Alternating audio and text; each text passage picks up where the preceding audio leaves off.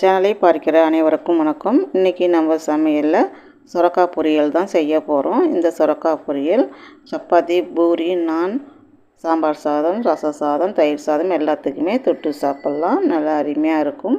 வாங்க இது எப்படி செய்யலான்னு பார்க்கலாம். இது செய்யறதுக்கு ஒரு சுரக்காயை நான் எடுத்து வச்சுருக்கேன். நல்லா பிஞ்சு சுரக்காய் தான் இது. இது 3 பேர் சாப்பிட்லாம். இந்த சுரக்காயினுடைய மேல் தோலையெல்லாம் சீவி எடுத்துக்கலாம். சீவி எடுத்துட்டு நம்ம இதை பொடியாக கட் பண்ணிக்கலாம். உள்ளே இருக்கிற விதை பகுதியை எடுத்துகிட்டு கட் பண்ணிக்கலாம். விதை இல்லைன்னா நம்ம அப்படியே போட்டுக்கலாம். இது பிஞ்சு சுரக்காயாக இருந்ததால் விதையெல்லாம் ஒன்றும் இல்லை, நான் அப்படியே கட் பண்ணி எடுத்துக்கிட்டேன் இந்த மாதிரி. இப்போ வானலில் ஒரு குழிக்கண்டையில் எண்ணெய் ஊற்றி எண்ணெய் காஞ்சதும் கொஞ்சம் கடுகு, கொஞ்சம் உளுத்தம்பருப்பு, கொஞ்சம் ஜீரகம் போட்டு இதெல்லாம் பொரிஞ்சதும் 2 மீடியம் சைஸ் வெங்காயத்தை பொடியாக கட் பண்ணி வச்சுருந்தேன். அதையும் போட்டுட்டு ஒரு கொத்து கருவேப்பிலையை போட்டு வதக்கி விட்டுக்கலாம். வெங்காயம் கொஞ்சம் லேசாக வதங்கி இருந்ததும் நம்ம பொடியாக கட் பண்ணி வச்சுக்கிற சுரக்காயை போட்டுக்கலாம். போட்டுட்டு 1 நிமிஷம் இதை வதக்கி விட்டுட்டு ஒரு 1/4 டீஸ்பூன் மஞ்சள் போட்டுக்கலாம். ஒரு 3 டீஸ்பூன் வீட்டு மிளகாய் தூள் தான் போட்டுக்கிறேன். தேவையான அளவு உப்பு போட்டு இது ஒரு 2 நிமிஷம் நம்ம இதை வதக்கி விட்டுக்கலாம்.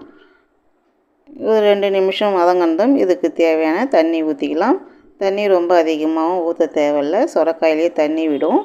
அதனால் இப்போ இதுவும் பிஞ்சு சுரக்காயாக இருக்கிறதால சீக்கிரமாகவே நல்லா வெந்து வந்துடும்.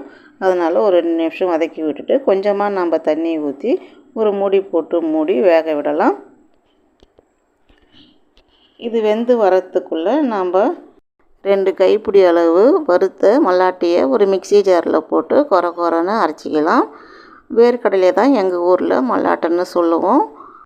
என்ன சொல்லுவாங்க வேர்க்கடலைக்குன்னு சொல்லுங்கள்.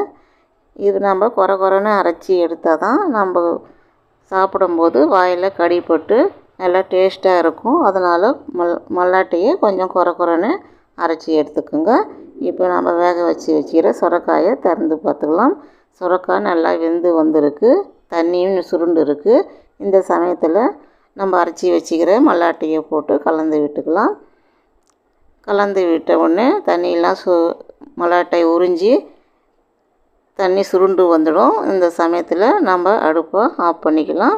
இது சப்பாத்திக்கு தொட்டு சாப்பிட்டா நல்லா அருமையாக இருக்கும். ஒரு முறை ட்ரை பண்ணி பாருங்கள். இதே மாதிரி நீங்களும் உங்கள் வீட்டில் செஞ்சு பார்த்துட்டு எப்படி இருக்குதுன்னு எனக்கு கமெண்ட் பண்ணுங்கள், ஷேர் பண்ணுங்கள், லைக் பண்ணுங்கள். இது வரைக்கும் எனக்கு சப்ஸ்கிரைப் பண்ணாதவங்க சப்ஸ்கிரைப் பண்ணுங்கள். நன்றி, வணக்கம்.